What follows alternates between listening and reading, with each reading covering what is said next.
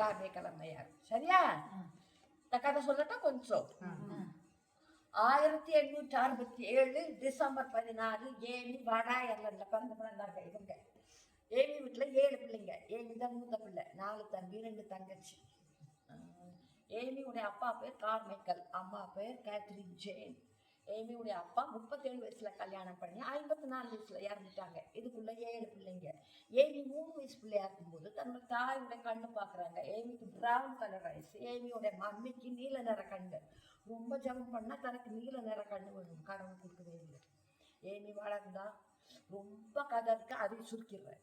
Amy வளரும் போது high school படிக்கும் போது அப்பா இறந்துட்டாங்க. ஸோ தத்தி எடுத்து இன்னொரு ஸ்டெப் ஃபாதர் ஏமியை போர்டிங் ஸ்கூல்ல படிக்க வச்சுட்டு பைபிள் காலேஜ் வேதாம கல்லூரிக்கு அனுப்புனாங்க. ஏமி வேதாம கல்லூரி படிச்சுட்டு இங்கிலாந்துக்கு போனாங்க. அவங்க பிறந்து வந்தது வட அயர்லாந்து. இங்கிலாந்துக்கு போயிட்டாங்க ஊழியத்துக்காக. அடிக்கடி ஏமி சிலோனுக்கு போயிட்டு வருவாங்க. அப்போ அவங்க நினைக்கிறாங்க, நான் சிலோன்லேயே ஸ்ரீலங்காலே லைஃப்பை செட்டில் பண்ணிடலான்னு. கடவுள்கிட்ட கேட்குறாங்க, ஜீசஸ் நான் எங்கே போய் ஊழியம் செய்யணும்? கடவுள் சொல்கிறாரு, ஏமி நீ ஜப்பான் தேசத்துக்கு போனாங்க.